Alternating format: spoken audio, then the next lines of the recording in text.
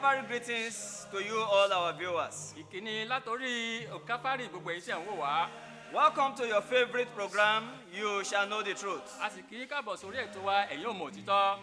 Today, in this episode, Lónìí lórí àkórí tòní, we shall be discussing a subject that affects so many people in the world today. a ó máa yẹ àkórí eléyìí tó ní í ṣe pẹ̀lú gbogbo ènìyàn ní orílẹ̀-èdè àgbáyé yìí. Can Christians pay tithe in this dispensation? Ǹjẹ́ ṣé Kìrìsìtẹ́nì lè san ìdá mẹ́wàá ní àkókò tí a wà yìí bí? This is one subject that has attracted so many criticism in the past. A rí wípé àkórí yìí òun náà ló ní í ṣe pẹ̀lú gbogbo àwọn náà eléyìí tí wọ́n ti wà látẹ̀yìnwá. A lot of people are not always happy if anyone tells them that tithing is not for this dispensation. A rí pé inú ẹlòmíràn kò máa ń dùn nígbà tá a bá sọ fún wọn wípé o ìdá mẹ́wàá kò sí fún àkókò tí a wà yìí. There were generally common misconceptions about people who actually pays in regards to this also. A rí pé ọ̀pọ̀ nínú àwọn tí wọ́n tún sọ yìí náà àṣírò ó máa ń wà ní ọkàn wọn ní ìgbà mìíràn. Many of them having been cajoled using the book of Malachi chapter 3 from verse 8 to 10. Ní àwọn ẹlòmíràn tá a ti fi ìwé Málákì orí 3 ẹsẹ̀ 10 tá a ti fi kọ́ wọn ní ìgbèkùn. They were being made to believe that failure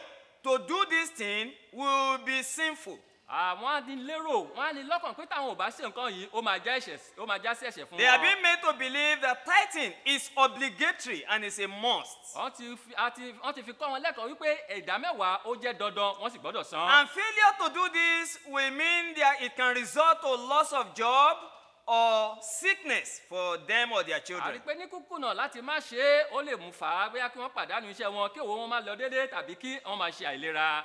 Failure to do this, they have been made to believe it can result to barrenness or accident even for some people. Láì ṣe àbí láì san ó lè fà á bóyá kí wọ́n má rọ́mọ bí tàbí kí ìjàmbá tàbí kí ohun tí wọn kò lérò kó ṣẹlẹ̀ sí wọn. In fact, many believe that once there is any natural mishap that happens to anyone, it will be as a result of failure to pay tithe. Tó bá tilẹ̀ ṣẹlẹ̀ wípé ohun tó ń ṣẹlẹ̀ sí gbogbo ènìyàn ó bá ṣẹlẹ̀ sí wọn nígbà mìíràn wọ́n á máa sọ fún wọn wípé nítorí pé wọ́n kùnà láti san ìdá mẹ́wàá wọn. All of these things are not true according to the scriptures. A rí pé gbogbo nǹkan wọ̀nyí kò rí bẹ́ẹ̀ kò ń ṣe òtítọ́ gẹ́gẹ́ bí ìwé mímọ́. They are mere teachings of men or mere imaginations of people who also believe them. Eléyìí jẹ́ èrò àbí tí ènìyàn tó rò lọ́kàn àbí àgbékalẹ̀ ẹ̀kọ́ ti ènìyàn. Let's take a look at some historical background about tithing in the Old Testament. Ẹ jẹ́ ká wá ṣe àgbéwò àwọn ìtàn eléyìí tó rọ̀ mọ́ ìdá mẹ́wàá nínú májẹ̀mú láéláé. God has given, the Bible has given 3 different dispensations revealed. A rí pé Ọlọ́run ti fi ìgbà mẹ́ta hàn wá. There is the patriarchal age, which happens to be the time of the fathers. A ní ìgbà àwọn bàbá. This is a period where the father happens to be the religious leader of each family. Àkókò náà ló jẹ́ pé olórí ilé òun náà ló jẹ́ olórí ẹlẹ́sìn ní àkókò náà. This is the period God gave a call to Abraham to leave his own people to the land, a land that he is going to show him. Àkókò tí Ọlọ́run tó pe Abraham lélẹ́yìí pé kó kúrò ní ìlú ilé bàbá rẹ̀ pé láti darí rẹ̀ lọ sí ìlú náà eléyìí tí òun fi fún That we see in the book of Genesis chapter 12 from verse 1 to 2. Nígbà tá a wo ìwé Genesis orí 12 ẹsẹ̀ kìíní sí ìkejì. In verse 2, the Bible tells us that God promised Abraham a nation. Ìwé ẹsẹ̀ kejì ìwé mímọ́ sọ fún wa níbẹ̀ pé Ọlọ́run ṣe ìlérí orílẹ̀-èdè fún Abrahamu. In Genesis chapter 15, in verse 13, Nínú ìwé Genesis orí 15 ẹsẹ̀ 13. the Bible also recorded that God told Abraham in a vision that his descendant will sojourn as foreigner in a foreign land. Àwa rí i pé Ọlọ́run tún wá sọ fún Abrahamu wípé àwọn ọmọ rẹ̀ wọ́n ń ṣe àtìpó ní ilẹ̀ àjèjì. And they will serve those nations, and that nation will oppress them. A rí i pé wọ́n sin orílẹ̀-èdè yìí yóò fi pọ̀njú fún wọn. And in verse 14, the Bible says, they will later come out in great prosperity. Ẹsẹ̀ 14 ó wá sọ fún wa wípé nígbà tó bá máa jáde o, wọ́n á jáde pẹ̀lú ọ̀pọ̀lọpọ̀ ọrọ̀. This promise to Abraham passed on to Isaac, his son. A rí i pé ìlérí yìí ó tún wá sórí Áísákì ọmọ Abrahamu. And then to Jacob, who received the inheritance even from Isaac. Àti sí orí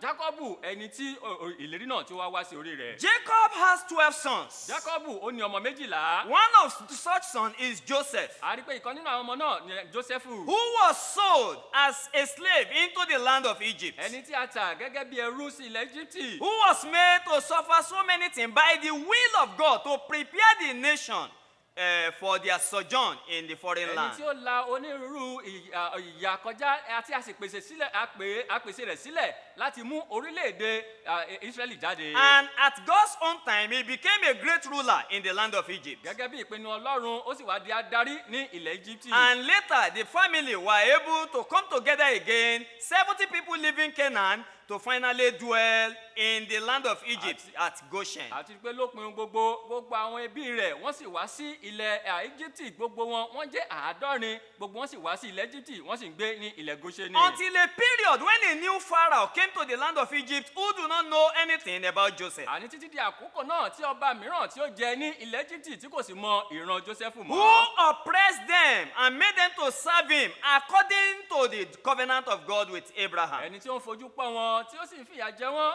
àní tó sì ń jẹ wọ́n ní ìyà Until pẹ̀lú. the time appointed to raise Moses, who led the nation out of the land of Àní Egypt, títí di àkókò náà tí a fi gbé Mósè dìde láti mú àwọn ọmọ Ísírẹ́lì kúrò ní ilẹ̀ Íjíbítì. leading them to the promised land. At the foot of Mount Sinai, God gave them laws, that is to guide them as a nation. Bó ti wá ń darí wọn lọ sí ilẹ̀ ìlérí nígbà tó ń dórí òkè Sinai, a rí pé Ọlọ́run fún Mósè ní àwọn òfin eléyìí tó máa darí àwọn ọmọ The Ísírẹ́lì. nation that is now called the nation of Israel are the offspring of the sons of Jacob. The 12 sons of Jacob were the one that grew to be the nation of Israel. Àwa rí pé àwọn ọmọ eléyìí náà tá a bí láti inú Jákọ́bù eléyìí tó di Ísírẹ́lì, àwọn náà ni wọ́n wá di orílẹ̀-èdè eléyìí tí a pè ní Ísírẹ́lì. And one of the sons, Levi, was his own descendant, was the one that God actually chose as special servant to offer sacrifices for the sin of the people.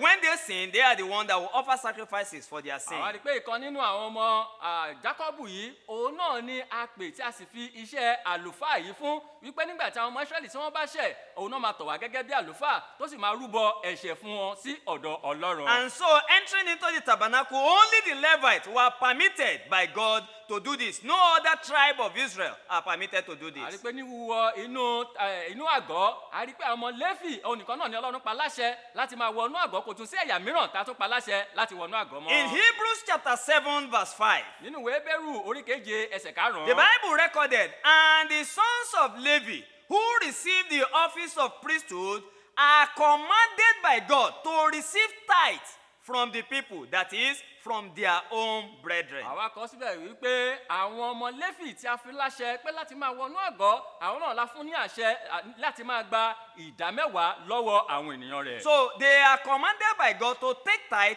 from their own brethren. A pa wọ́n láṣẹ pé kí wọ́n máa gba ìdámẹ́wàá láti ọwọ́ àwọn ènìyàn wọn. In Numbers chapter 18, Nínú ìwé Númérì orí kejì ní when we ogún, read from verse 21, tàbákà láti ẹsẹ̀ ìkọkànlélógún. God gave inheritance to 11 tribes out of the 12 tribes of Israel. Ọlọ́run pín ilẹ̀ ìní fún àwọn 11, ó wá pẹ̀yẹ kan ṣoṣo. He never gave any inheritance to the tribe of Levi. Àwa rí i pé àwọn ọmọ Léfì a ò pín wọn ní ilẹ̀ ìní. They are the one ordained by God to offer sacrifices for the sake of the people. Àwọn náà la yàn láti ọ̀dọ̀ Ọlọ́run láti máa ṣe ìrúbọ fún àwọn ènìyàn wọn. And in verse 21, the Bible recorded, verse 22, the Bible recorded that they are the one that God has given tithes to be their own food. The source of their own food is to come from their brethren, which is 1/10 of how God has blessed Ní them. ẹsẹ̀ ìkejìléníogún, a sọ fún wọn wípé àwọn ọmọ Léfì, àwọn ẹ̀yà 11 tó kù, wọ́n máa mú ìdámẹ́wàá wá nínú gbogbo tí wọ́n bá ní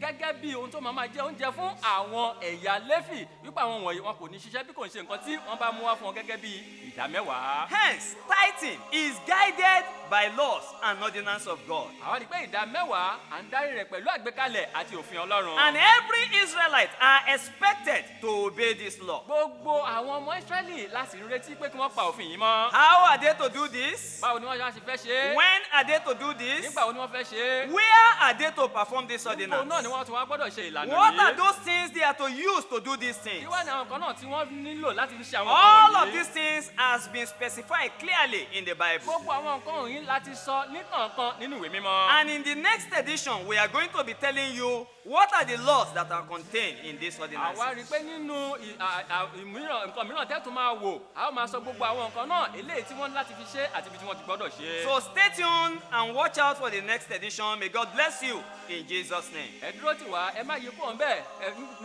nígbà mìíràn tá a tún padà wá kí Olúwa kó bùkún fún yín bí ẹ ti ń ṣe yìí. Amen. àmín.